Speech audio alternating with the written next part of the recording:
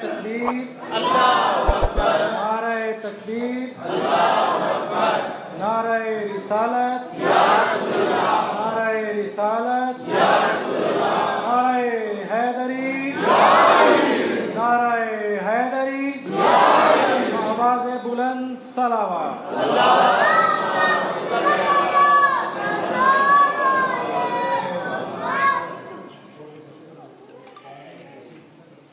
أعوذ بالله من الشيطان الرجيم بسم الله الرحمن الرحيم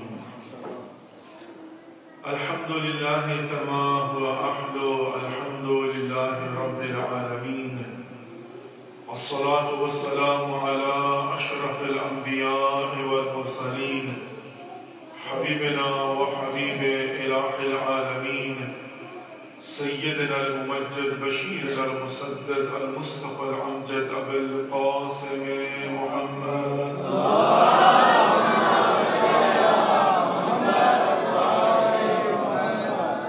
وعلى آل بيته الطيبين الطاهرين المعصومين المظلومين لا سيما بقية الله في الأراضين إمام زماننا هذا حجة ابن الحسن روحي وأرواح العالمين لتراب مقدمه الفداء وجعلنا من خير أعوانه وأنصاره رب اشرح لي صدري ويسر لي أمري واحلل عقدة من لساني يفقه قولي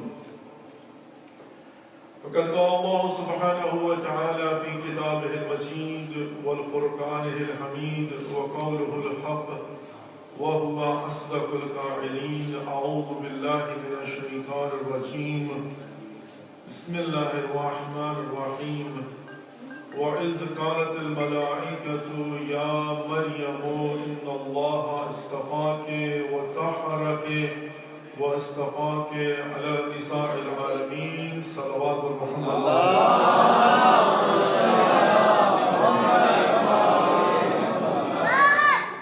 السلام علیکم ورحمۃ اللہ وبرکاتہ۔ سب سے پہلے تو آج کی اس مجلس کا آغاز دعائے سلامتی امام زمانہ عجل اللہ فرجہ شریف کے ساتھ کرتے ہیں۔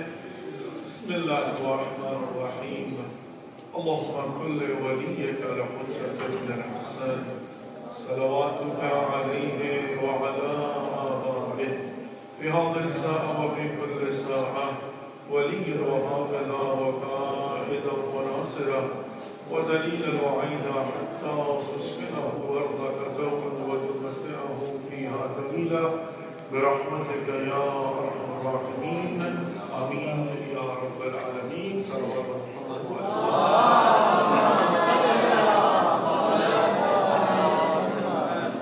دعا ہے کہ اللہ رب العزت ہماری ان زحمات کو اپنی بارگاہ میں حدیت قبول و منظور فرمائے اور پروردگار ہم سب کی توفیقات خیر میں اضافہ فرمائے اور انشاءاللہ پروردگار ہم سب کو اجر عظیم نصیب فرمائے، ہمارے مریضوں کو پروردگار شفاء کامل و عاجل عنایت فرمائے، ہمارے مرحومین کی مغفرت فرمائے اور پروردگار دلوں کے راز بہتر جانتا ہے، جس کی بھی جو دعائیں ہیں پروردگار مخدومہ کونین کے صدقہ میں ہم سب کی دعاؤں کو مستجاب فرمائے اور بار بار معرفت کے ساتھ ہمیں زیارات مقامات مقدسہ سے مشرف فرمائے اور محمد و آل محمد صلی اللہ علیہ وسلم۔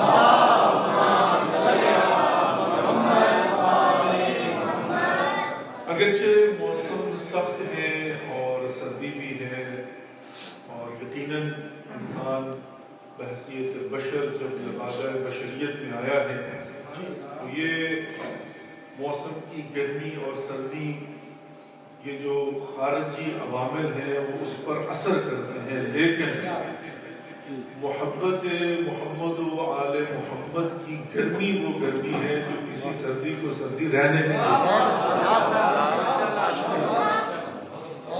انسان جہاں پر سخت موسم میں اپنے کسی ضروری کام کے لیے بھی نکلنا پسند نہیں کرتا، وہیں پر محبت محمد و آل محمد نے پیدل چلتے ہوئے بھی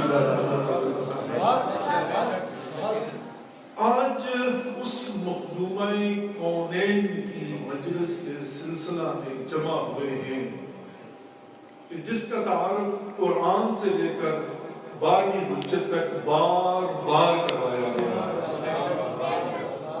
سب سے پہلے تو میں اگرچہ کوئی قصور نہیں تھا، معذرت خواہ کہ کل حاضر نہیں ہو سکا، لیکن آپ جانتے ہیں کہ جو فلائٹ اسکیجول اور یہ دھند اور موسم اور یہ قدرتی ایک چیز ہے، دوبارہ قسمت میں کل نہیں تھا، آج آپ کی خدمت میں حاضر ہوا ہوں. تو 2-3 باتیں عرض کرنا چاہوں گا تاکہ ہم سب کی حاضری لگ جائے اور انشاءاللہ قیامت کے دن خاتون محشر ہماری شفاعت کریں. سب سے پہلی بات، قرآن سے لے کر 12ویں امام تک بار بار اس شہزادی کا ظاہر میں بھی اور باطن میں بھی تعارف کروایا گیا ہے. ہر انسان کا تعارف اس کی پیدائش کے بعد شروع ہوتا ہے.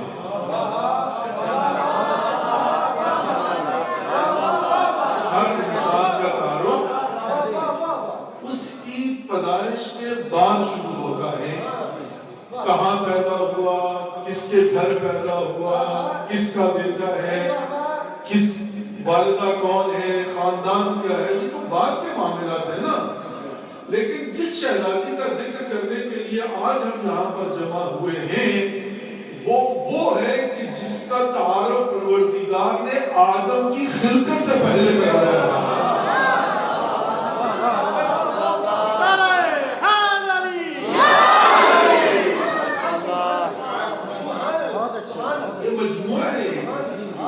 ان شخصیات کے معاملات الگ ہیں، دنیا والوں کے معاملات الگ ہیں.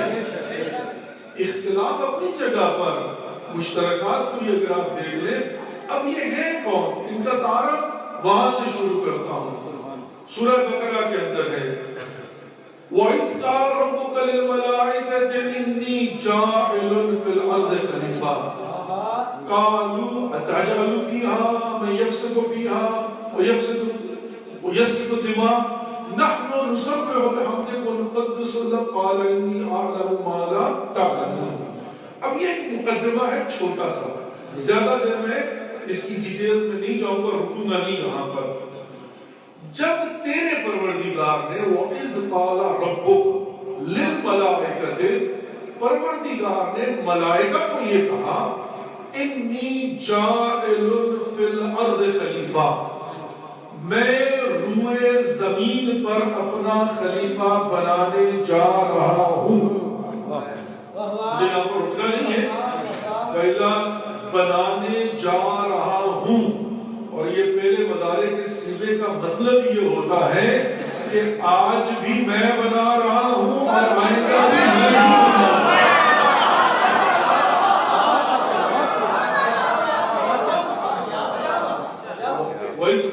قرآن کی سورہ بقرہ کیا ہے؟ وَإِذْ قَالَ رَبُّكَ لِلْمَلَائِكَةِ إِنِّي جَاعِلٌ فِي الْأَرْضِ خَلِيفَةً. اور یہ بات ذہن میں رکھیے گا کہ یہاں پر ہم کسی عام خلافت کی بات نہیں کر رہے، خلافت الہیہ کی بات ہو رہی ہے. کسی کو جو ہے نا وہ ڈاؤٹ نہ رہ جائے، خلافت الہیہ کی بات ہو رہی ہے. خدا بند مطالعہ فرما رہا ہے انی جاعل فی الارض خلیفہ، میں روح زمین پر خلیفہ بنانے جا رہا ہوں. قالوا اتجعل فیها من یفسد فیها ویسفک الدماء، پروردگار کسے بنانے جا رہا ہے کہ جو روح زمین پر دنگا و فساد کرے گا اور خونریزی کرے گا. اب یہ الگ بحث شروع ہو جائے گی جس کے اندر پھر ہم درود نہیں کر سکتے کہ ملائکہ کو کیسے پتا تھا یہ دنگا و فساد کرے گا اور خونریزی کرے گا. انہوں نے اعتراض کر دیا، ان کو کیسے پتا، انہوں نے کیسے دیکھ لیا. یہ ملائکہ کی بات ہو رہی ہے، لوگ ائمہ پر اعتراض کر دیتے ہیں. اچھا آپ کہیں گے کہ ملائکہ اور ائمہ میں فرق ہے. بھائی جبرائیل کے استاد ہیں علی ابن ابی طالب، فرق یہ ہے وہ شاگرد نہیں استاد ہیں، وہ ان کے درس سے سیکھتے ہیں. جبرائیل جب پیدا ہوا تھا حیران تھا تو آواز آئی کہو انت رب الجلیل وانا عبدک الذلیل، پروردگار تو رب جلیل ہے، میں عبد ذلیل ہوں، اور وہ جس کی آواز تھی اس کا نام علی بن ابی طالب ہے۔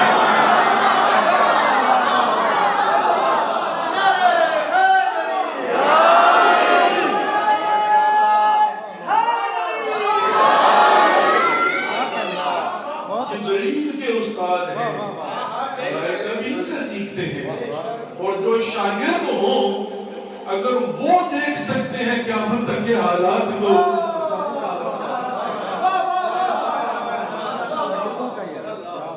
تمہیں کیسے پتا کہ یہ دنگا فساد؟ خدا نے کہا تو نہیں کہا یہ دنگا فساد کرے گا اور یہ خون ریزی کرے گا۔ نحنو نسبح بحمدک ونقدس، اللہ قرآن کی آیت ہے، ہم تیری عبادت کرتے ہیں اور تیری تسبیح کرتے ہیں۔ اب ایک پر اعتراض کیا اور اپنی تعریف کی، اس کا مطلب کیا ہوا کہ جو امیدوار خلافت ہے اس کی خامی بیان کی، اپنی صفت بیان کی، یعنی یہ کہا کہ پروردگار اس کو چھوڑ ہمیں بنا دے۔ اپنی تعریف کو اسی لیے کی نا، یہ مکمل فساد کرے گا اور ہم تیری عبادت کرتے ہیں، تیری تسبیح کرتے ہیں۔ تو خداوند متعال نے جو قرآن کے اندر فرمایا قال انی اعلم ما لا تعلمون، جو میں جانتا ہوں وہ تم نہیں جانتے۔ خداوند متعال نے ان کے اعتراض کو یہاں پر رد نہیں کیا، یہ نہیں کہا کہ یہ دنگا و فساد نہیں کرے گا، یہ خون ریزی نہیں کرے گا، بلکہ خداوند متعال نے قیامت تک کے لیے دنیا والوں کو ایک پیغام دیا ہے۔ بڑے پیار سے جملہ کہنا چاہتا ہوں، بعد میں اس پر غور و فکر کر لیجیے گا۔ یہاں پر آدم کی خلقت سے پہلے، بڑا مختصر قصہ ہے نا، خدا نے اعلان کیا میں زمین پر خلیفہ بنانے جا رہا ہوں۔ ملائکہ نے اعتراض کر دیا کہ پروردگار یہ دنگا فساد کرے گا، یہ خون ریزی کرے گا۔ خداوند نے اور اپنی تعریف کی کہ ہم تیری تسبیح کرتے ہیں، ہم تیری عبادت کرتے ہیں، اور یہ کون ہے؟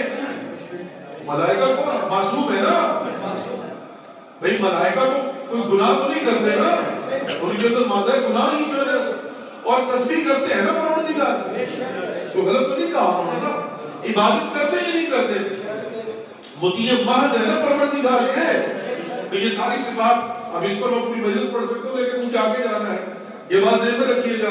ملائکہ ہیں، اچھا ملائکہ کی ایک چھوٹی سی تعریف، ہم لوگ کیا کہتے ہیں بھائی کچھ فرشتہ ہے کیا؟ اس میں جب اپنے بات کی کیا کہہ سکتے، یا خود انسان کہتا ہے میں کوئی فرشتہ ہوں، تو میں فرشتہ تھوڑی ہوں، جملہ یہ استعمال کیا جاتا ہے میں فرشتہ تھوڑی ہوں، یا آپ فرشتہ تھوڑی ہوں، یہ جملہ استعمال ہوتا ہے۔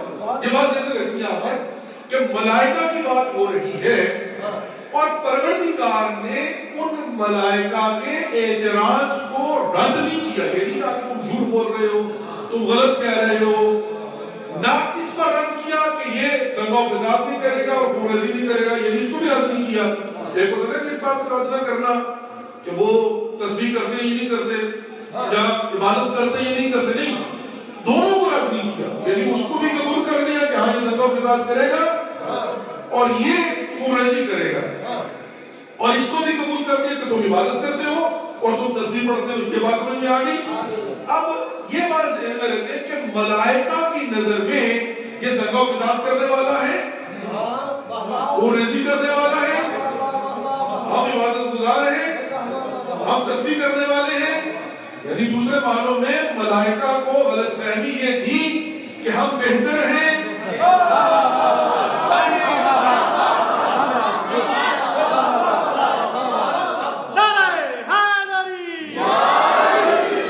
ملائکہ کو غلط فہمی کیا تھی؟ اچھا گنگا جملہ کہتا ہوں، اب انہوں نے اعتراض کیوں کیا اور اپنے آپ کو پیش کیوں کیا؟ چونکہ وہ سمجھ رہے تھے کہ پروردگار تیرے نظام کو چلانے کے لیے مصلحتاً یہ بہتر نہیں، ہم بہتر ہیں۔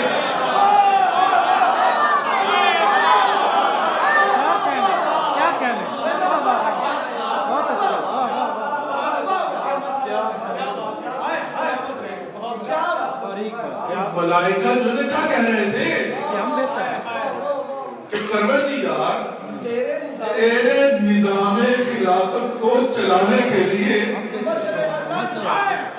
مصلحتاً یہ بہتر نہیں ہے، یہ دنگا فساد کرنے والا ہے، یہ خون ریزی کرنے والا ہے، اور باہدہ میں کسی حد تک ان کا الزام نہیں تھا، وہ حقیقت بھی تھی،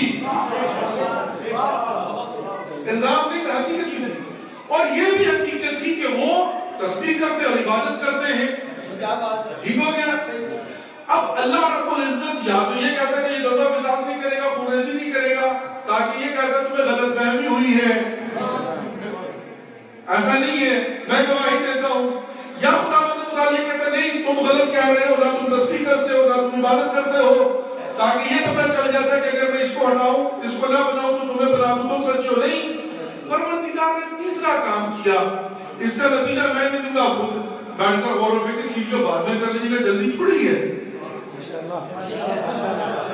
جلدی تھوڑی ہے، مطلب آج ہم نبی اسی وقت نتیجہ لینا نہیں، نتیجہ تو 1400 سال سے ابھی تک تو نہیں نکلا ہے، لیکن آہستہ آہستہ کبھی نہ کبھی تو نکلے گا نا، سوچتے رہنا چاہیے۔ ہمارا کام بھی یہی ہے باہر بھائی، ہم کون ہوتے ہیں؟ پروردگار نے انبیاء کو بھی یہی کہا کہ تمہارا کام کیا ہے؟ چلو ہمیں پیغام پہنچانا ہے، that's it۔ ہم جو ہے منوانے کے ذمہ دار نہیں ہیں، وما علینا الا البلاغ، ہمارا کام صرف پہنچا دینا، وہ پہنچاتے رہے ہیں بار بار بار بار بار بار۔ باقی پروردگار نے انسان کو یہ عقل دی ہے کہ وہ خود بیٹھ کر ان معلومات کی بنیاد پر نتیجہ حاصل کرے۔ بہت اچھے، بہت اچھے، بہت اچھے۔ اب آگے آئیے، اللہ رب العزت نے تیسرا کام کیا، نہ آدم علیہ السلام کا دفاع کیا،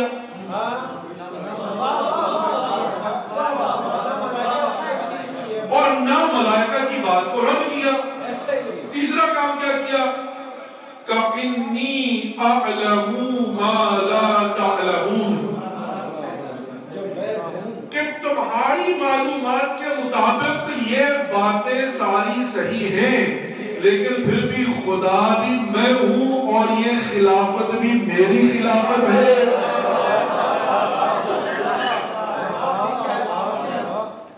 تمہاری تمام تر معلومات کے باوجود خدا بھی میں ہوں اور یہ خلافت بھی میری ہے۔ انی اعلم ما لا تعلمون، ابھی تک بھی کچھ باتیں ایسی ہیں جو میں جانتا ہوں تم نہیں جانتے۔ دوسرے معنوں میں بس اس مرحلے تک ایک بات کر کے آگے بڑھتا ہوں، مسلمانوں، انسانوں، دنیا والوں، مزاج پروردگار یہ ہے کہ وہ اپنی خلافت کے انتخاب میں اپنے ملائکہ کا بھی مشورہ قبول نہیں کرتا۔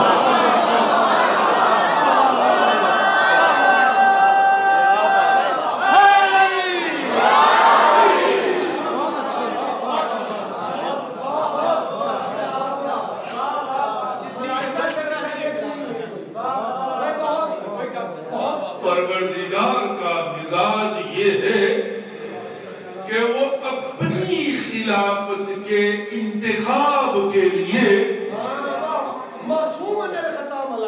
اپنے ملائکہ سے بھی مشورہ قبول نہیں کرتا۔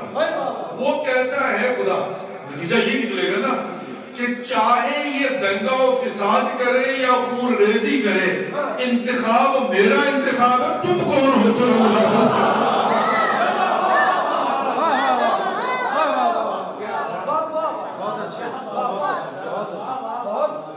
پروردگار انی اعلم ما لا تعلمون، خبردار خاموش چپ، یہ میری ہے، میں نے پہلے بات کی خلافت الہیہ کی، ہر خلافت کی بات نہیں ہو رہی، خلافت الہیہ کی، خدا کا انتخاب ہے، میری مرضی، میرا خلیفہ ہے، میں بنانے جا رہا ہوں، آج بھی میں بنا، کب تک میں بناؤں گا؟ تم ملائکہ ہو، اپنے وعدے میں سچے ہو، عبادت بھی کرتے ہو، تسبیح بھی کرتے ہو، اس کی خامیوں کو جو تم نے انڈیکیٹ کیا وہ بھی حقیقت پر مبنی ہے، تمہاری پسند و ناپسند نہیں، میری پسند و ناپسند. آگے چلتے ہیں. اب اللہ رب العزت نے چاہا کہ میں نے ان کو شٹ اپ کہا تو دے دی ہے، ٹھیک ہے، کہا جا خاموش، لیکن اب ان کو بتا بھی دوں، تھوڑا سا سمجھا بھی دوں. کہ ایک ہوتا ہے کہ آپ نے کہا چپ چپ، لیکن پروردگار کے دل خداوند نے متعلق خود ہی یہ کیا ہے. مزاج پروردگار کو سمجھے. بسم اللہ الرحمن الرحیم. انا انزلناه فی لیلۃ القدر وما ادراک ما لیلۃ القدر. ہم نے قرآن کو نازل کیا لیلۃ القدر میں. وما ادراک ما لیلۃ القدر، یہاں پر ما جو ہے نا دو معنی ہیں اس میں. ما مائے استفہامیہ، مائے نافیہ. استفہامیہ کا مطلب یہ ہے کہ خدا نے سوال کیا وما ادراک ما لیلۃ القدر، تمہیں کیا پتا لیلۃ القدر کیا ہے. لیکن مائے نافیہ کا مطلب کیا ہوگا؟ وما ادراک ما لیلۃ القدر، تمہیں کوئی پتہ نہیں ہے، تم درک ہی نہیں کر سکتے لیلۃ القدر کیا ہے. یہ ہو گیا. لیکن آگے چل کر خود خدا نے کیا کیا؟ لیلۃ القدر خیر من الف شہر. تعارف کروا دیا نا. یہاں پر پہلے خود ہی کہا تمہیں کیا معلوم کیا لیلۃ القدر کیا، اور تم جان ہی نہیں سکتے لیلۃ القدر کیا. لیکن پھر تھوڑا سا تعارف بھی کروا دیا کہ لیلۃ القدر کیا.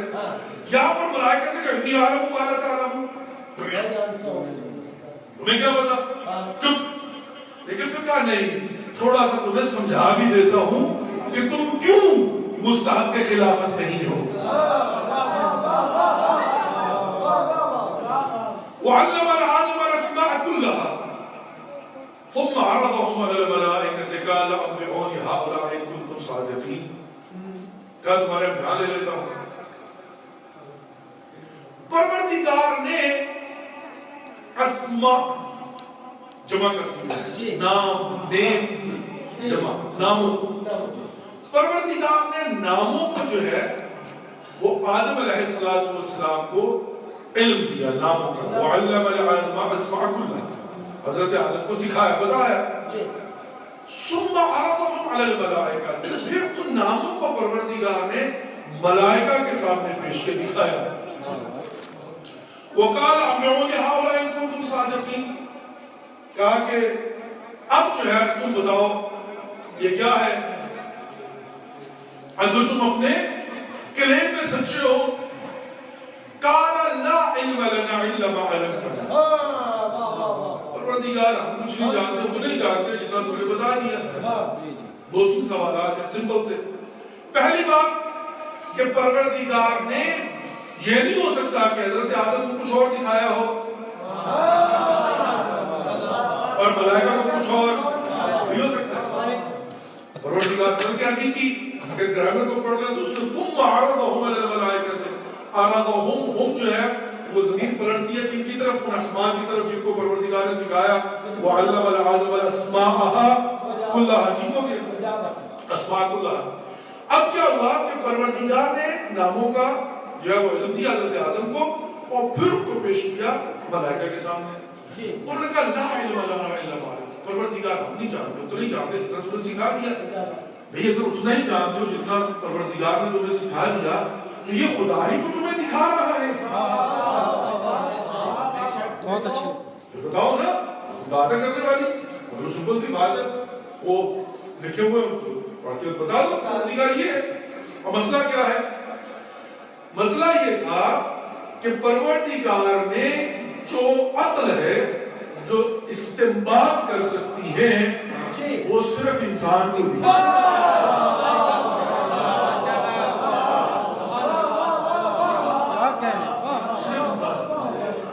اسی لیے انسان اشرف المخلوقات اور مسعود ملائکہ ہے. اچھا، اب جو علم پروردگار نے ملائکہ کو دیا وہ کیسا ہے؟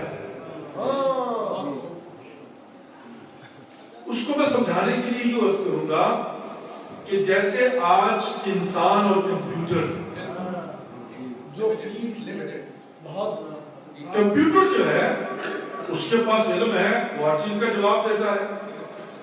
یہ جی پی ایس جو ہوتے ہیں وہ make right make left go straight, ایسے ہے نا.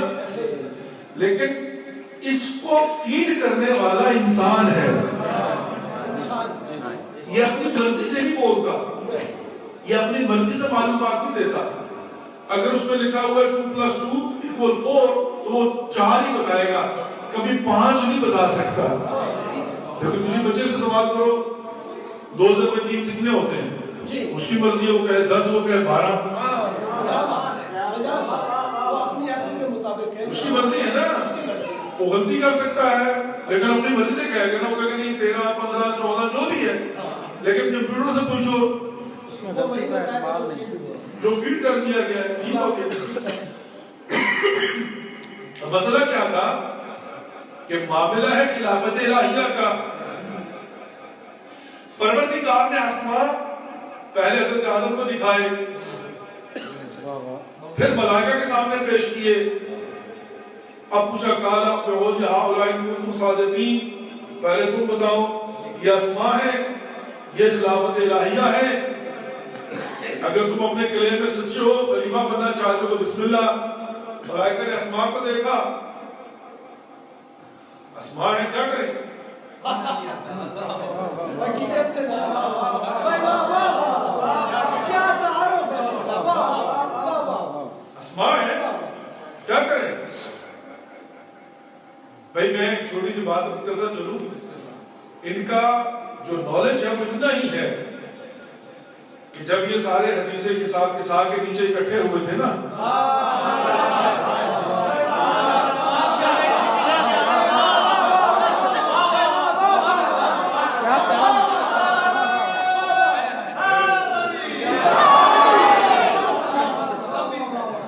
جبرائیل نے کہا یا رب من تحت هذا الكساء, یہ چادر کے نیچے کون ہے, تم نہیں جانتا کہ کون ہے. کبھی ان کے درد میں جھولا جھلانے آتا ہے, کبھی درزی بن کے آتا ہے, تم نہیں جانتا. ہاں اگرچہ جبرائیل کا جواب بڑا خوبصورت ہوگا اگر پوچھا جائے تو, وہ کہے گا کہ ہاں اکیلے اکیلے ہوں تو جانتا ہوں, جب اکٹھے ہو جائے تو پتہ نہیں چلتا کہاں سے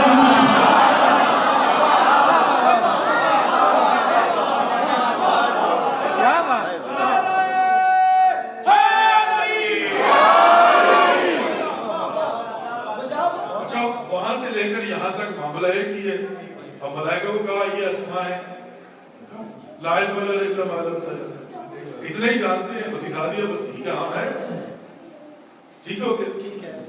اب حضرت آدم کے سامنے پیش کیے تھے, حضرت آدم کو دکھائے نا, اب یہ انسان ہے, یہ ہے خلافت الہیہ کا مستحق اور حقدار. حضرت آدم علیہ السلام نے اسماء کو دیکھا, پروردگار نے دکھایا نام, ابھی نام پر بات کرو, وجود کی بات نہیں ہو رہی,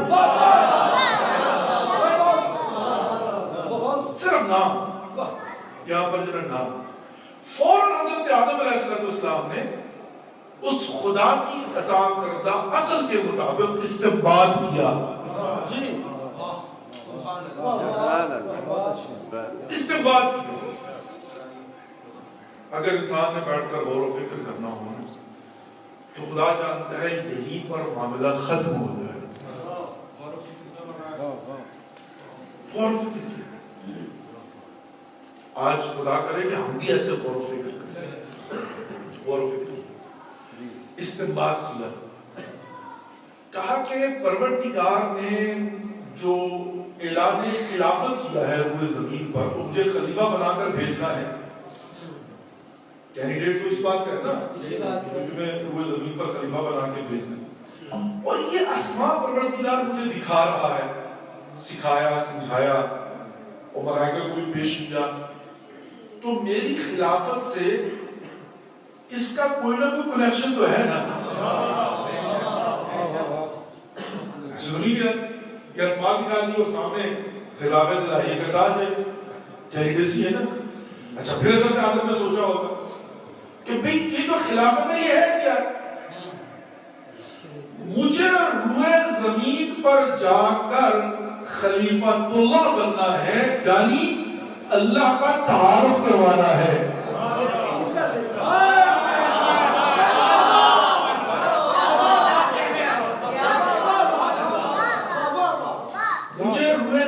خلافت الہیہ کیا ہے؟ مجھے روئے زمین پر اللہ کا تعارف کروانا ہے. اب جاب کا تو مجھے پتا ہے اور یہ آسمان دکھائے ہیں, ان کا کنیکشن کیا ہے؟ تو فوراً حضرت آدم علیہ السلام نے اپنی ایفیشنسیز کو میں کہوں گا یا اپنی قابلیت جو ہے میں کہوں گا, اپنی صلاحیت کا جو اظہار کیا. جب پوچھتا ہے باس کہ اگر تمہیں یہ جاب دی جائے تو تم کیسے کرو گے, وہ بتاتا ہے کہ سر میں یہ کروں گا, سر میں وہ کروں گا, سر میں ایسے کروں گا, سر میں ویسے کروں گا. بات سمجھ میں آ رہی ہے؟ حضرت آدم نے فوراً کہا پروردگار میں سمجھ گیا, ابھی بتاتا ہوں, مجھے جا کر روئے زمین پر تیرا تعارف کروانا ہے. اب تم نے یہ مجھے اسماء بتا دیے ہیں تو میں یہ بتا رہا ہوں, دنیا والوں کو بتاؤں گا, ھذا محمد وانت محمود.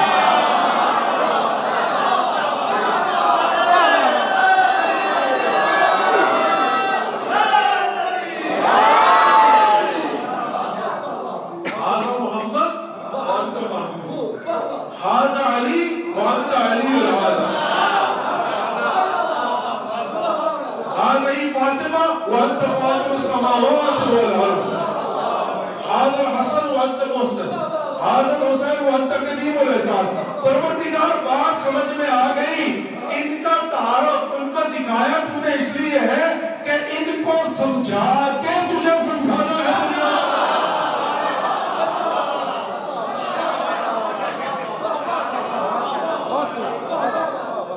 ان کے ذریعے سے تیرا تعارف کروانا ہے. محمد کو سمجھو تاکہ محمود سمجھ میں آئے, علی کو سمجھو تاکہ علی الاعلیٰ سمجھ میں آئے. تو موضوع گفتگو جو تھا وہ کیا تھا؟ ہم اس مخدومہ کونین کا ذکر کرنے کے لیے بیٹھے ہیں کہ حضرت آدم کو خلافت جس کے نام کی وجہ سے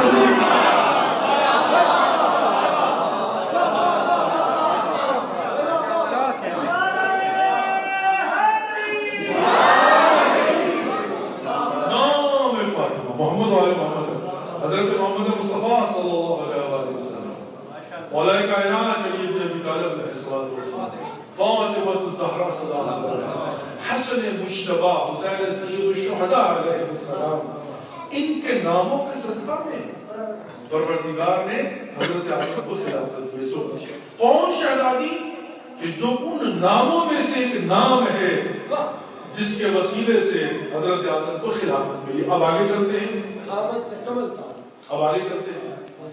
حضرت آدم علیہ السلام کو مسجود ملائکہ بنا دیا گیا, تاج خلافت حضرت آدم علیہ السلام کے سر پہ رکھ دیا گیا.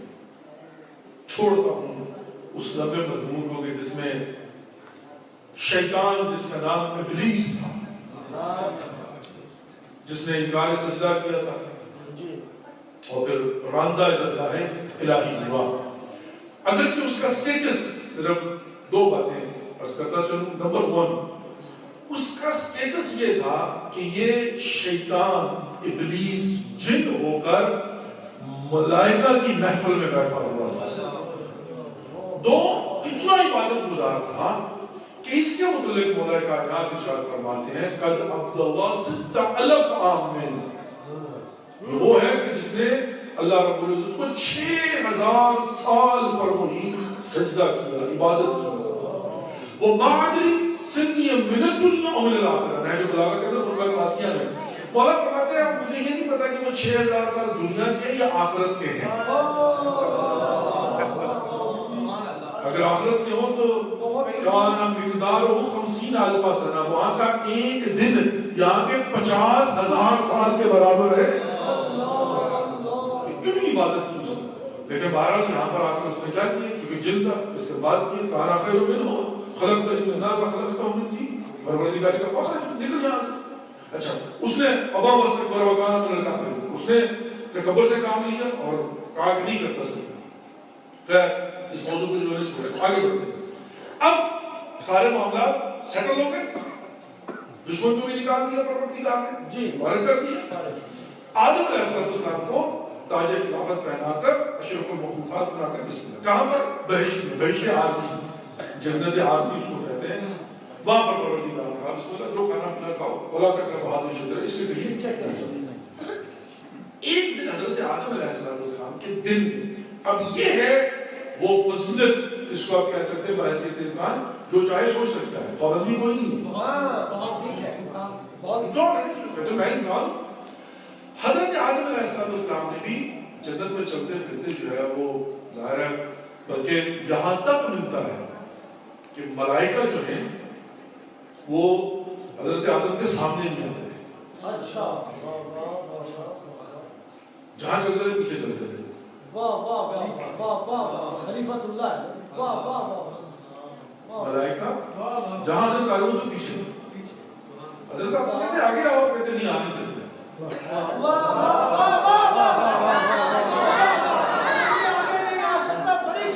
اور نبی کے آگے کھڑا کر دیا امتی.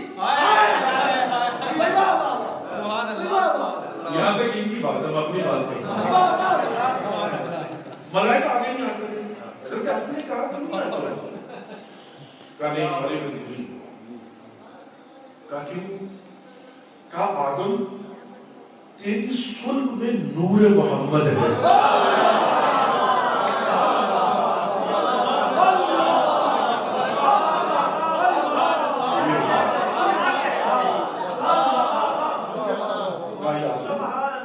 تیری صلب میں نور محمد. کہا پھر کیا کریں؟ کہا خدا سے دعا کر کے یہاں سے وہ نور جو ہے تیرے ماتھے میں آ جائے تاکہ سامنے سے آ کر دیکھ.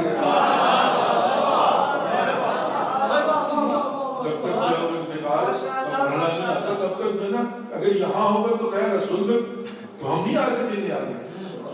اب حضرت آدم علیہ السلام پروٹوکول انسان ہے نا جی. حضرت آدم سے تو ہم نہیں چاہتے ہیں، ہمارے ہی مطلب جو ہے وہ کہتے ہیں باپ ہے نا، وہ خراب کر دیتا ہے انسان، بگاڑ کا سبب بن جاتا ہے. انسان کو جو ہے وہ اپنی حیثیت اور اوقات سے بھی تھوڑا نیچے رہنا چاہیے. انسان اگر چاہتا ہے کہ اپنے وہ صراط مستقیم کے راستے پر، حضرت آدم علیہ السلام پروٹوکول میں آگے پیچھے دائیں بائیں پورے، اور جناب ملائکہ فرشتے جناب ہے وہ کہتے ہیں زبان سے بس بات نکالیں تو پروردگار نے لایا وہ خدا کن فیکون کا مالک کا پہلا خلیفہ ہے پورے زمین کے لیے لاڈلا کیا اور دنیا میں بھی بھیجنا ہے. تو ظاہر تجاری جو ہوتی ہے نا تو اس میں بڑا وی پی پروٹوکول ہے. نہیں حضرت آدم نے ایک دن جو ہے وہ خود ہی سوچا اپنے ہی دل و دماغ میں، اور سوچ کر خدا سے سوال کر دیا. یہ بھی آدم کی ہی ضرورت ہو سکتی ہے، یہ بھی آدم کی ہی ضرورت ہو سکتی ہے. اب حضرت آدم نے سوچا اور سوچنے کے بعد کیا پروردگار کیا کائنات میں مجھ سے بہتر بھی کوئی ہے؟ کسی کو کیا تم نے مجھ سے بھی افضل خلق کیا ہے؟ دل میں خیال آیا، سوال کر دیا. پروردگار نے کہا پہلے تو نام دکھائے تھے، اب نام نہیں دکھاؤں گا، ان کا نور دکھایا.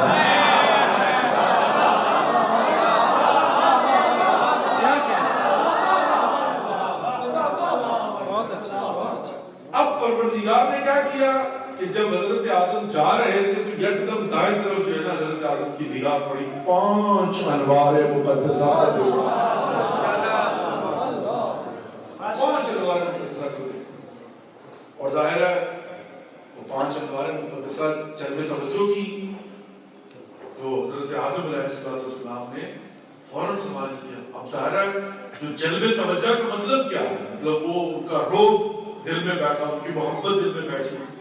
اور ایک مرتبہ انسان امپریس ہوتا ہے نا، امپریس ہو کہ یہ کیا مطلب ماشاءاللہ یہ کیا ہے، کون ہے یہ؟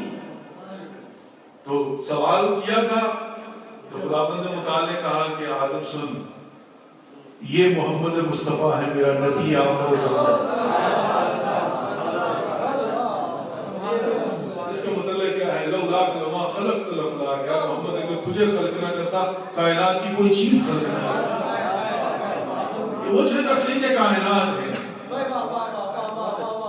کا اس کے برابر میں ہے علی ابن ابی طالب جو میرے پیغمبر کا وصی ہے. کہا اس کے ساتھ ہے اس پیغمبر کی بیٹی جو کہ علی کا صرف قف ہے.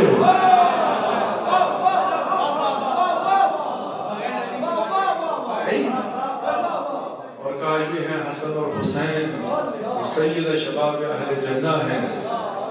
آدم تجھے تیرے سوال کا جواب مل گیا ہے کہ مجھ سے بھی کوئی افسر مجھ سے بھی کوئی کائنات ان کے لیے تجھے بھی نہیں کے صدقے میں خلق کیا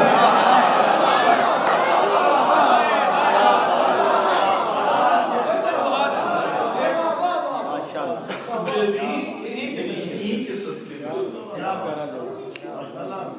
دو اب تیسرا اور وہ بھی قرآن سے. اب فلا تقربوا هذه الشجرة خبردار اس درخت کے قریب نہ جانا. آیا شیطان اس نے دیکھا بڑی موجیں ہیں کہ حضرت آدم علیہ السلام کی بدبخت حریف ہے نا دشمن ہے ظاہر اس کی ہلاک کا چکر ہے. تو اس نے کہا کہ وہ ہمارے یہاں وہ جملہ استعمال کیا جاتا ہے نا کہ اگر میں نہیں تو تو بھی نہیں مجھے تو نے کروا دیا. اور بارگاہ الہی سے جس کا مقام کیا تھا روایات کے اندر موجود ہے کہ جب اس کی تسبیح گر جاتی تھی ملائکہ اٹھا کر دیتے تھے. اتنا مطلب جو ہے نا اس کا مقام تھا. نہ فقط یہ تھا بلکہ یہ بھی کہا جاتا ہے کہ جب عمر ہوا نا کیونکہ اللہ رب العزت نے یہ بھی مزاج پروردگار ہے کہ پروردگار نے جو ہے وہ حضرت آدم کا پتلا بنا کر بہشت میں چھوڑ دیا تھا کچھ عرصے کے لیے. پتلا بنا دیا پورے کا پورا وہ مٹی سے گارے سے پانی سارا مل بن کے پتلا پورے کا پورا جسم بن چکا ہوگا. ابھی تک اس کے اندر روح نہیں آئی تھی وہ پڑا ہوا. اور یہ رومر تھی یہ افواہ تھی کہ کچھ عرصے کے بعد ایک حکم پروردگار آئے گا جس کی کسی ایک نے مخالفت کرنی ہے اور وہ بدبخت ماندہ درگاہ الہی ہوگا. ملائکہ آ کر جو ہے نا وہ کہتے تھے جبرائیل اس سے ابلیس سے کہ دعا کر وہ ہم نہ ہو.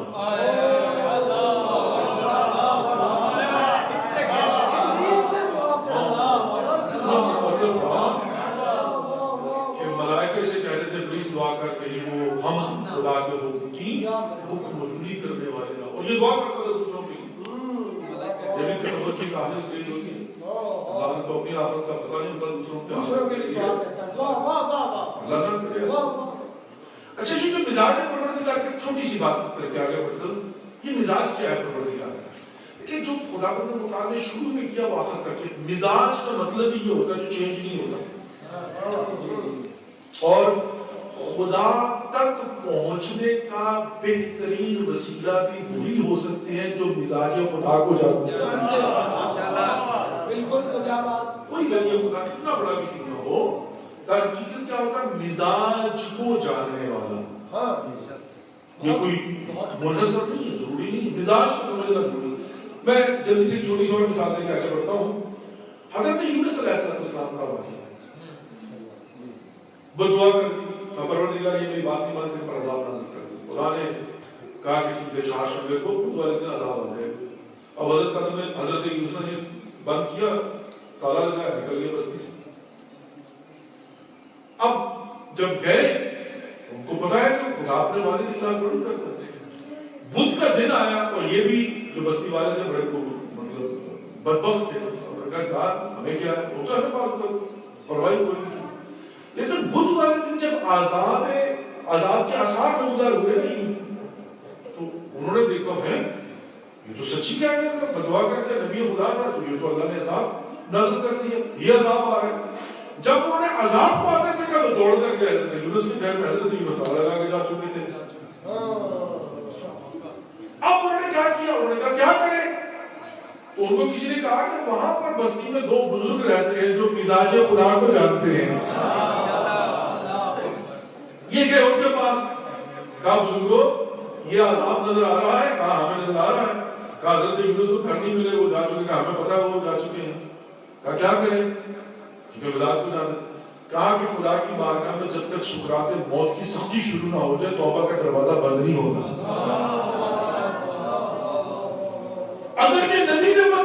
ہے اور آثار عذاب شروع ہو چکے ہوئے ہیں. کہا پھر کہا ابھی بھی بچوں کو چھوڑ دو تاکہ یہ روئیں بلبلائیں, خواتین کو چھوڑ دو, گربان کھول کے جنگل میں چلے جاؤ, صدق دل سے توبہ کرو, خدا تمہاری توبہ کو قبول کر کے عذاب واپس لے لے گا. چونکہ مزاج کو جانتے تھے ویسا ہی ہوا.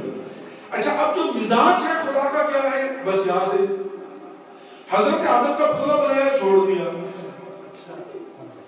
کافی عرصے تک رومز بھی تھے, اور پھر اعلان کیا کیا, فَإِذَا نَفَخْتُ فِيهِ رُوحِي فَقَعُوا لَهُ السَّاجِدِينَ. انتظار کرو, اس پتلے کی فلم اتنی اہمیت نہیں ہے, جب اپنی روح کو پھونک دوں تو سجدہ کرنا ہے. جب روح کو پھونک دوں تو سجدہ کرنا ہے. پروردگار نے ابراہیم سے خانہ کعبہ بنوایا,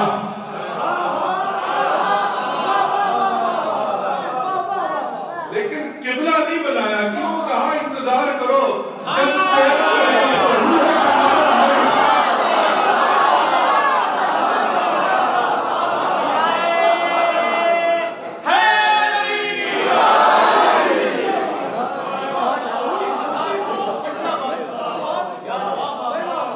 جب میرے کعبہ ہو گئی ہے, انتظار کرو جب 13 رجب کو روح کعبہ آئے گی تو اس وقت قبلہ بنے گا. خیر مزاج پر اب جناب آپ کی خدمت میں جو اس میں رہا تھا تیسرا مرحلہ. بہرحال ابلیس نے جا کر حضرت آدم سے کہا کہ یہ نہیں کھایا تو کچھ نہیں کھایا. حضرت آدم کا خدا نے مجھے منع کیا. تو یہاں پر جو روایت ملتی ہے وہ یہ ہے کہ اس نے اللہ کی قسم جلالہ کہا یہ وہ درخت نہیں ہے, اور ہمیشہ دھوکہ سے ہی دیا جاتا ہے. یہ پہلے دن سے چلا کہتے نہیں بھائی یہ ہے وہ ہے, کہتے نہیں یہ نہیں ہے. کہا یہ وہ درخت نہیں. حضرت آدم سوچ بھی نہیں سکتے تھے کہ کوئی شخص اللہ کی جھوٹی, اور وہ بھی جلالہ, یہ جو ہے نا واللہ باللہ تلہ, اس کو کہتے ہیں قسم جلالہ. اگر کسی کو قسم اٹھوانی ہو تو کہو واللہ باللہ تلہ, یہ مطلب جو ہے نا جلال ہے نا اللہ رب العزت کا. جلال کے سامنے کون ہے. اچھا اس نے جو ہے قسم جلالہ کھائی, اس نے کہا نہیں یہ وہ درخت نہیں. اس کو تو پتا تھا کہ آلریڈی میں تو دشمن خدا ہوں, آگے سے بڑھ کر کیا کرنا کہ اپنی بارگاہ سے نکال دیا. اس نے کہا یہ وہ درخت نہیں. حضرت آدم نے کھایا پروردگار نے اس کو روئے زمین پر بھیج دیا. اب روئے زمین پر یہ پھر مختلف ورژنز ہیں اس کے نا, کہ کیا سزا کے طور پر بھیجا. میری اپنی جو جتنا بھی مطالعہ ہے وہ یہ ہے کہ سزا نہیں, کیوں اس لیے کہ سزا تب ہوتی کہ اگر پروردگار نے پہلے دن اعلان نہ کیا ہوتا کہ وہ اس کا ربو کا للملائکہ تھے اتنی جاعل فی الارض خلیفہ, زمین میں روئے وہ آلریڈی بنے زمین کے لیے تھے. یہاں پر جو نا سزا کیا ہو سکتی ہے, ظریف نقطہ دینے لگا ہوں جس پر حضرت آدم رو رہے تھے. ورژن ہے, سوچ ہے. سزا یہ کہ حضرت آدم کو کسی اور جگہ اور حضرت حوا کو کسی اور جگہ بھیجا, یہ سب سے بڑی سزا ہے. زمین پر بھیجنا سزا نہیں ہے, یہ دونوں جگہ مختلف جگہوں پر ہے. اب حضرت آدم رو رہے ہیں کہ حوا کو بغیر کیا کھائے. حضرت آدم روئے, جب روئے تو جبرائیل آئے, جب پروردگار نے فیصلہ کر لیا. اب اللہ رب العزت نے جو ہے جبرائیل کو بھیجا کہ جبرائیل جاؤ اور جا کر حضرت آدم علیہ السلام سے کہو کہ کیا کریں. پھر یہاں پر جو ہے وائس کال ربو کا للملائکہ, وہ وہاں پر انہیں چاہ رہے ہیں فی خلیفہ. یہاں پر آ کر پروردگار نے جبرائیل سے کہا کہ جاؤ جا کر بتاؤ بکلمات من ربہ. وہاں پر اسماء تھا, پھر نور دکھایا, پھر کلمات کو سکھا دیا. جب کلمات کو سکھا کہا فتاب علی, ان سے خدا کو پکار تاکہ تیری توبہ قبول ہو. تو وہاں پر کہا تھا حاضر محمد وقتہ محمود, یہاں پر کہا یا محمود و بحق محمد.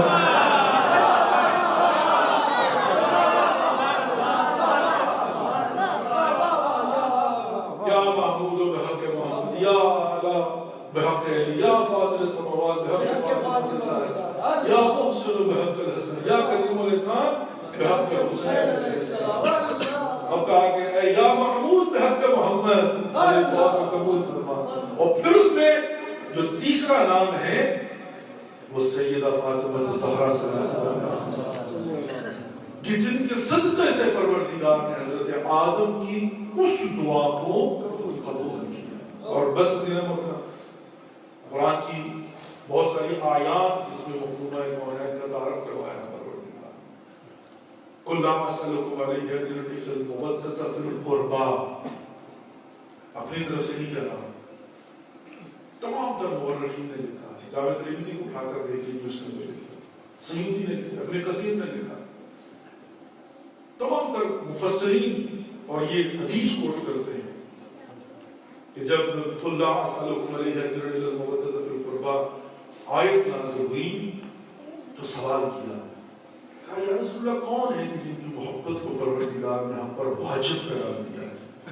تو رسول اللہ نے فرمایا تھا کہ محمد صلی اللہ علیہ وسلم, علی, فاطمہ, حسن اور حسین کا بھی ہے جن کی محبت کو پروردگار نے واجب. خدا اور خدا کا رسول مزاج کو جانتا تھا تو رسول اللہ نے دیکھا کہ صرف بتا دینا کافی نہیں ہے, دکھانا بھی ضروری ہے. فجر کی نماز پڑھ کے در فاطمہ پر آ جاتے ہیں اور آ کر کہتے تھے السلام علیکم یا اہل بیت, سلام ہوتے تاکہ دنیا والوں جان لو یہ در فاطمہ ہے اور یہ وہ ہے کہ جن کی محبت کو اجر رسالت کے طور پر پروردگار نے واجب قرار دیا. عزیز محترم, مباہلہ کے اندر شہزادی کی مرکزی کردار ادا کرتے ہوئے نظر آتی ہیں. حدیث قصہ میں معرف بنتی ہیں شہزادی فاطمہ الزہرا صلی اللہ علیہ وسلم, اور عزت بابو ایسی ہے شہزادی فاطمہ الزہرا صلی اللہ علیہ کی کہ کسی شخص نے آ کر دب الباب کی, پوچھا کون؟ کہا میں نو مسلم ہوں, نیا نیا مسلمان ہوا ہوں اور بھوکا ہوں, کھانے کو کچھ نہیں کروں. شہزادی نے دیکھا کہ شہزادی کے پاس بھی کچھ نہیں ہے. سلمان فارسی کو بلایا, سلمان آئے, شہزادی کیا ہو؟ فرمایا کہ سلمان یہ تقلبات کی ہے کسی نے میرے دروازے پر آ کر, یہ میرے بابا کا نیا نیا مسلمان ہوا صحابی ہیں اور یہ کھانا مانگ رہا ہے, مسکین ہے, اور حقیقت یہ ہے کہ ہم نے بھی پیٹ بھر کر کئی دنوں سے کھانا نہیں کھایا اور میرے پاس دینے کو کچھ نہیں ہے. سلمان ایک کام کرو, یہ میری چادر لے جاؤ اور اس کو بازار میں فروخت کر دو, جو ملے وہ لا کر اس کو دے دو. سلیمان نے شہزادی کی چادر کو لیا اور لے کر جا رہا تھا کہ راستے میں ایک گھر کا دروازہ کھلا اور ایک شخص باہر نکلا. اس نے کہا میں یہودی اور جاننا چاہتا ہوں تو کہاں جا رہا ہے اور کیوں جا رہا ہے. چادر بیچنے جا رہا ہوں. کہا یہ بڑی قیمتی چادر ہے. کہاں یہ نبی کی بیٹی تو کہتے ہیں کہ یہودی جو تھا نا اس نے چادر کو دیکھا اور دیکھ کر کہنے لگا سلمان 2-4 منٹ کے لیے چادر ادھار دے سکتا ہے؟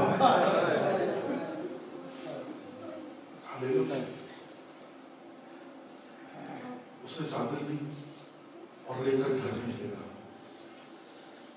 اپنی کتابوں کو کھولا, وہ کتابوں میں لکھی ہوئی روایات کو پڑھتا ہے, کبھی چادر کو دیکھتا ہے, پھر روایت کو پڑھتا ہے, پھر چادر کو دیکھتا ہے. اور باہر ہے, کہا سلمان کتنے میں بیچنی ہے؟ سلمان نے قیمت بتائی, جتنی کہی اس نے سلمان کے ہاتھ میں رکھی اور ہاتھ میں رکھ کر کہتا ہے کہ مجھے اپنے رسول کے پاس لے جاؤ.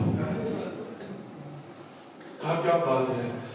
کہا سلمان تو نہیں جانتا, میں نے کتابوں میں پڑھا تھا کہ ایک دن رسول کی بیٹی کی چادر بازار میں بکنے کے لیے آئے گی.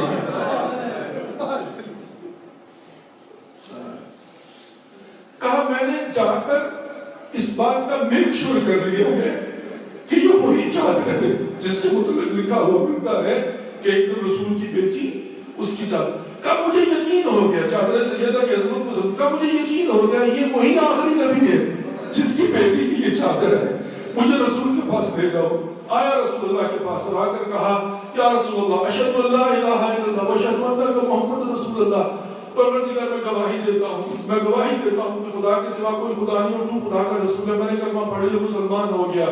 اور پورا قصہ بیان کیا۔ ایک مرتبہ سلمان نے کہا کہ تو پیسے دے چکا ہے چادر لے لے۔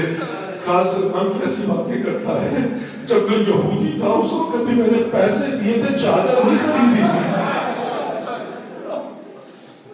مسلمان ہو گیا ہوں، یہ چادر بھی جا کر سیدہ کو واپس کر دو اور یہ پیسے بھی جا کر سیدہ کو دے دو۔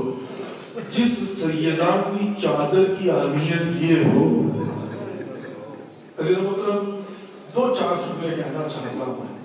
18 سال کی تھی فاطمہ الزہرا، 18 سال جب رسول خدا کی وصال ہوئی ہے نا تو شہزادی کی گود میں رسول خدا کا سر تھا اور لیٹے ہوئے تھے، آنکھ لگ گئی، بیمار تھے، آخری ایام تھے۔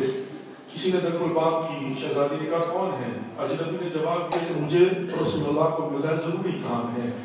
شہزادی فرمانے لگی کہ دیکھو میرے بابا بھی تھوڑی دیر ہوئے ہیں، سوئے ہیں، بیمار بھی ہیں، تو ایسا کرو پھر واپس آ جانا، ابھی چلے جاؤ۔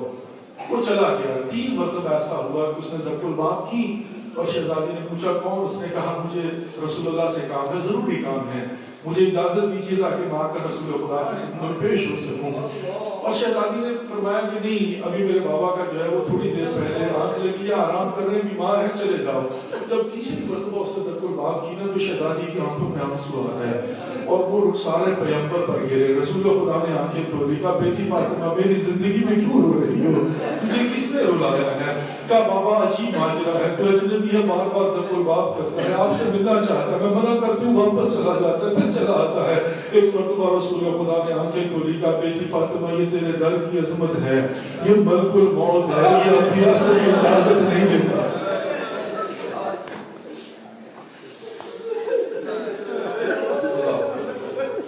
فاطمہ یہ ملک الموت ہے، یہ انبیاء سے بھی اجازت نہیں دیتا ہے۔ بیٹی یہ تیرے در کی عظمت ہے کہ جب تو اسے منع کرتی ہے وہ چلا جاتا ہے لیکن پھر آ جاتا ہے، اس کو آنے دو، اپنا کام کرنے دو۔ میں کہوں گا یا رسول اللہ، میں آپ کے صدقے، میں آپ کے قربان، یا رسول اللہ در فاطمہ کی اتنی عظمت ہے کہ جبرائیل بھی آپ آتے ہیں تو اجازت لیتے ہیں، ملک الموت بھی منع کرنے پر چلے جاتے ہیں۔ یا رسول اللہ ابھی آپ کے وصال کو چند ہی دن ہوئے ہیں، مدینے کی گلیوں میں آ کر دیکھیں نا در فاطمہ کی حالت کیا ہے۔ یا رسول اللہ یہی در ہے جس پر کھڑے ہو کر آپ السلام علیکم یا اہل نبوہ کہا کرتے تھے۔ یا رسول اللہ اب منظر کیا ہے؟ بس یہ بات عرض کروں گا۔ یا رسول اللہ منظر یہ ہے کہ ایک دن شہزادی فاطمہ نے مولا کائنات سے پوچھا تھا، کہا یا علی میں نے سنا ہے مدینے کے لوگ آپ کو سلام نہیں کرتے۔ کہا میں نے سنا ہے کہ مدینے کے لوگ آپ کو سلام نہیں کرتے۔ مولا فرماتے ہیں یہاں تک بھی ہوتا تو برداشت کر لیتا، نوبت یہ ہے میں سلام کرتا ہوں جواب نہیں دیتے۔ اور یہی علی ابن ابی طالب ہے۔ میں کہوں گا یا رسول اللہ اگر سنیے نا مدینے کی گلیوں میں شہزادی فاطمہ نے کہا تھا یا ابتا اے میرے بابا صبت علی مصائب النہا، آپ کے جانے کے بعد مجھ پر وہ مصیبت نازل ہوئی، سبت علی الایام فسد علی بابا، اگر وہ دنوں پر نازل ہوتی راتوں میں تبدیل ہو جاتے۔ اگر وہ مصیبتیں کون سی مصیبتیں تھی؟ ایک دن شہزادی گھر میں ہے اور دخل باب ہوتی ہے، کسی نے آواز دی کہ ابو الحسن کو بلاؤ۔ شہزادی نے کہا ابو الحسن مجھے تیور اچھے نہیں لگ رہے، مجھے آواز کے اندر کوئی اچھی خبر نہیں سنائی دے رہی، میں جاتی ہوں۔ مولا نے کہا ہوگا کہ فاطمہ رک جاؤ، شہزادی نے سمجھا ہوگا میں رسول کی بیٹی ہوں،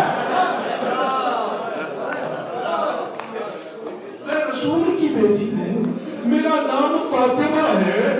جب میں جاتی تھی میرے بابا اپنی جگہ سے کھڑے ہو جاتے تھے میرے احترام میں، میرے بابا اپنی جگہ پر مجھے بٹھاتے تھے، میرے بابا میرے بوسے لیتے تھے اور فرماتے تھے کہ جب بھی مجھے جنت کی خواہش ہوتی ہے تو میں اپنی بیٹی فاطمہ کی خوشبو کو سونگنے آتا ہوں۔ میرے بابا کو مجھ سے محبت کی ساری دنیا جانتی ہے، میں رسول کی بیٹی ہوں۔ ایک مرتبہ شہزادی اٹھی ہے اور پشت دروازہ آئی ہے اور آ کر کہا کون ہو، کیا کام ہے؟ کہا ہمیں ابو الحسن سے کام ہے۔ کہا کہ علی نہیں آئیں گے، کہا نہیں ان کو آنا پڑے گا۔ کہا نہ آئے تو کیا کرو گے؟ کہا دروازے کو آگ لگا دیں گے۔ بڑا مشکل ہے پڑھنا، اور میں یہ بھی جانتا ہوں کہ بہت سارے لوگ وہ کہتے ہیں ہم مان ہی نہیں سکتے ایسا ہوا۔ آپ بھی ٹھیک کہتے ہو، لیکن ایک لمحے کے لیے سوچ لو اگر ایسا ہوا ہو،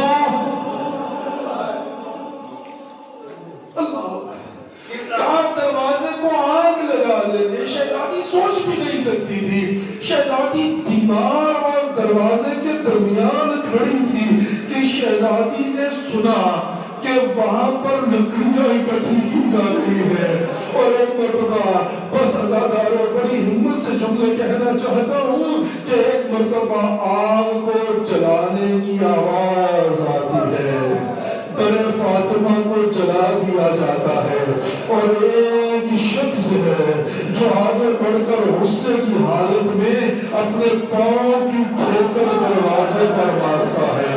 یہ جلتا ہوا دروازہ شہزادی فاطمہ کے پہلو پہ گرتا ہے، پیچھے دیوار ہے، آگے جلتا ہوا دروازہ ہے، اور بیچ میں رسول کی بیٹی ہے، علی کی زوجہ ہے، حسنین کی ماں ہے۔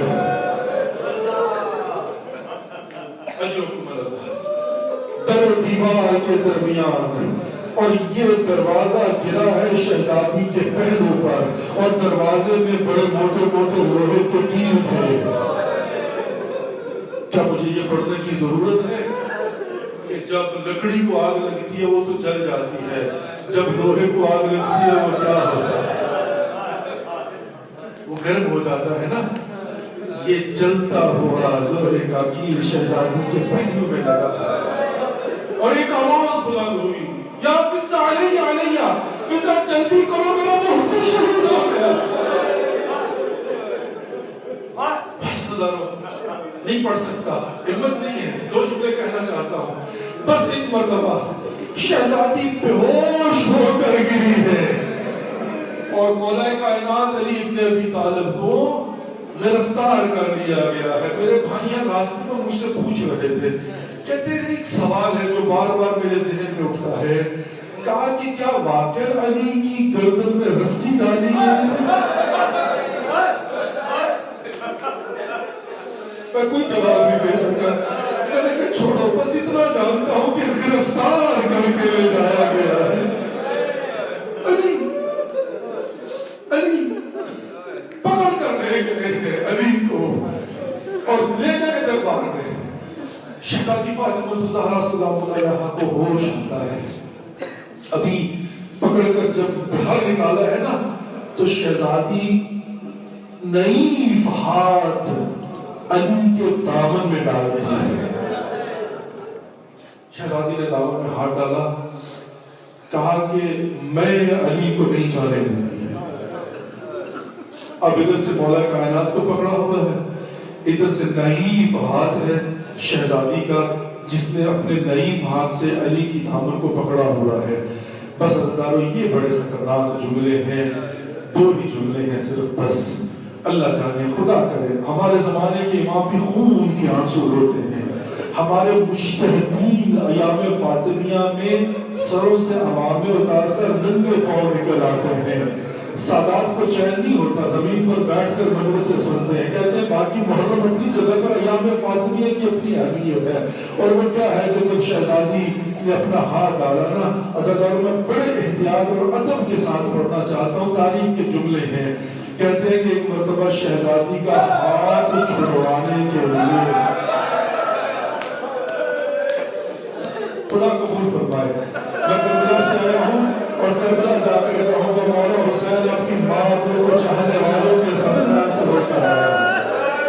خدا آپ کو حسین کی بارگاہ میں جانا نصیب فرمائے۔ اب شہزادی کا ہاتھ چھڑانے کے لیے بس دو جملے ہیں، شہزادی کا ہاتھ چھڑانے کے لیے ایک شخص نے کتنے ادب سے پڑھ رہا ہے،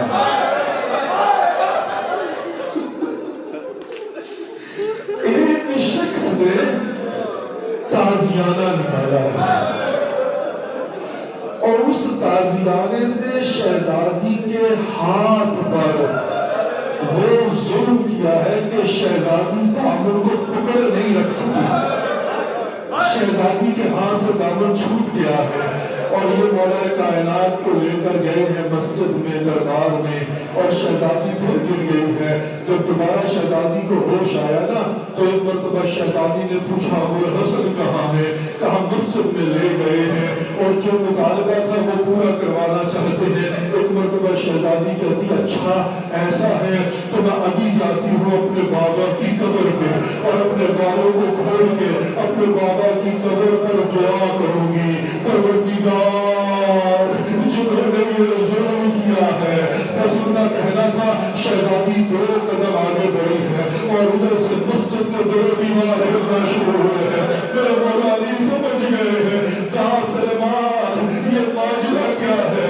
کہا یا علی شہزادی گھر سے نکلی ہے اور ابھی قبر میں جا کر میں دعا کرنے کے لیے میں قربان جاؤں۔ مولا علی نے کیا کہا؟